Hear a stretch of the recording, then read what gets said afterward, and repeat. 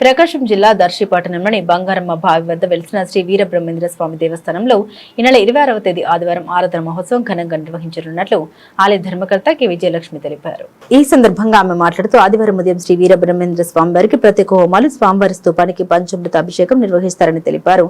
అనంతరం స్తూపం పైన వడలు, పూర్ణాలు, చాక్లెట్లు, పూలు సమర్పించే ప్రత్యేక కార్యక్రమం నిర్వహించబడుతుందని పేర్కొన్నారు. వీటిని అందుకున్న భక్తులకు మోక్షం లభిస్తుందని, వారి కోరికలు నెరవేరుతాయని విశ్వాసం వ్యక్తం చేశారు. మధ్యాహ్నం భక్తులు అన్నదాన కార్యక్రమం నిర్వహించబడుతుందని, సాయంత్రం శ్రీ వీరబ్రహ్మేంద్ర స్వామి గోవింద మాంబ నవరోత్సవం మరియు దీపోత్సవం వైభవంగా జరగనున్నట్టు తెలిపారు. ఈ మహోత్సవానికి భక్తులు భారీ సంఖ్యలో తరలివచ్చి స్వామివారి కృపకు పాత్రలు కావాల్సిందిగా ఆమె పిలుపునిచ్చారు.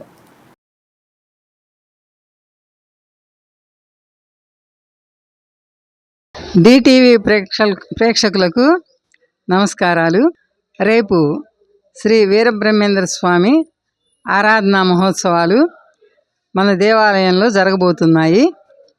ఈ దేవాలయాన్ని కీర్తిశేషులు కేవి చలపతిరావు గారు నిర్మించారు. ఈ స్తూపాన్ని కూడా అలాగే నిర్మించారు.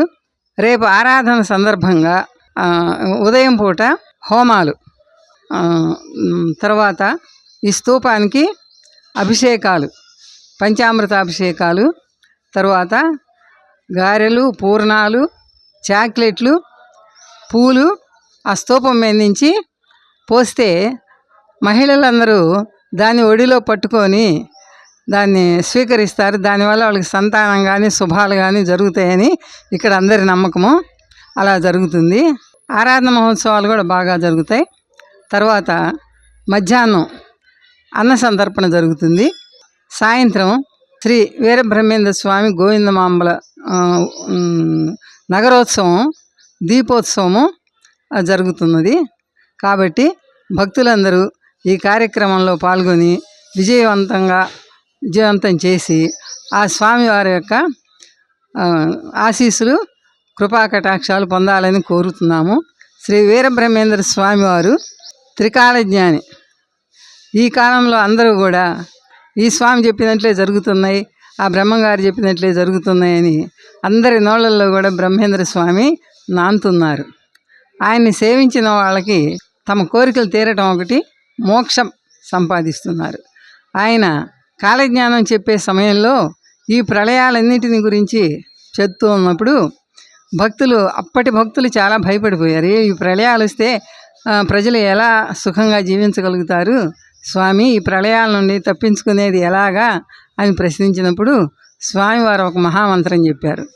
ఓం హ్రీం క్లీం శ్రీం శివాయ బ్రహ్మణే నమః అనే ద్వాదశాక్షరి మంత్రాన్ని కనుక జపించినట్లయితే వారిని నేను అరచేతిలో పెట్టుకొని కాపాడుతాను, వాళ్ళకి ఏ ప్రమాదాలు రావు.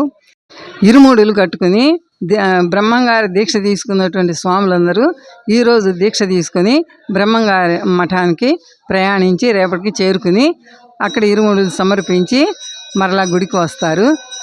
అందువల్ల వారికి కూడా స్వామివారి కృపాకటాక్షాలు అందుతాయి, ఆశీస్సులు అందుతాయని నేను భావిస్తూ ఉన్నాను. అందరికీ నమస్కారాలు.